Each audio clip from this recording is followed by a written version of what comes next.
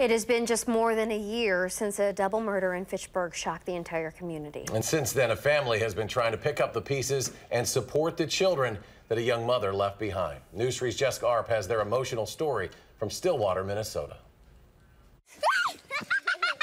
Parents may dream for years that their kids get to live life just like this. Front flip.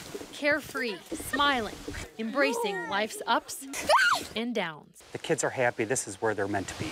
But for the two oldest of these kids, their current up is the result of an unimaginable down just more than a year ago. Second female victim was also located in the residence deceased.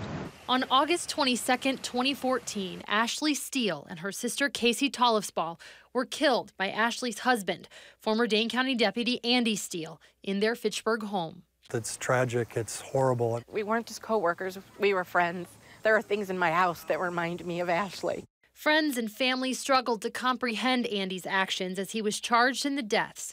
Ashley had been raising money for Andy's recent diagnosis of ALS, a debilitating and fast-moving disease. Guilty by reason of mental disease or defect. It was that disease that a Dane County jury decided in April had caused Andy Steele to commit the murders, finding him not responsible, sending him to a mental institution rather than prison. No matter what has been said and why that verdict is what it is and the situation that we're put in, I'll never understand it or accept it.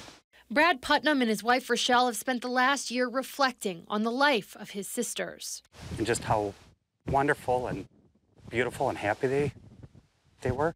Now he also has a daily reminder of Ashley, as her children, 14-year-old Jack and 11-year-old Rachel, have now been adopted into their family. This is exactly what she would do, absolutely.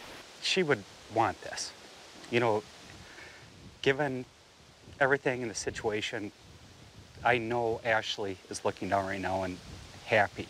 The kids have blended right into the household with cousins Thomas and Anna, bringing their pets and their memories of Ashley. Just in little things that Rachel and I do together, I think of her. I think of what she would do and how she would talk to the kids or how she would handle situations. For Brad and Rochelle, their focus now on parenting a larger family, they say, has helped them move past their anger and grief and find joy. I find it when I see the kids laughing and jumping on the trampoline together. I find it when I see the kids wrestling the second they get out of the car together. You get to come home to now 4 wonderful kids and just see how happy they are.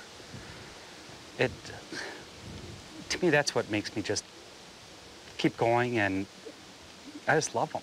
And while this is certainly not how Ashley envisioned her kids would get this life, a life after tragedy, her family says it's what she would have wanted for them now.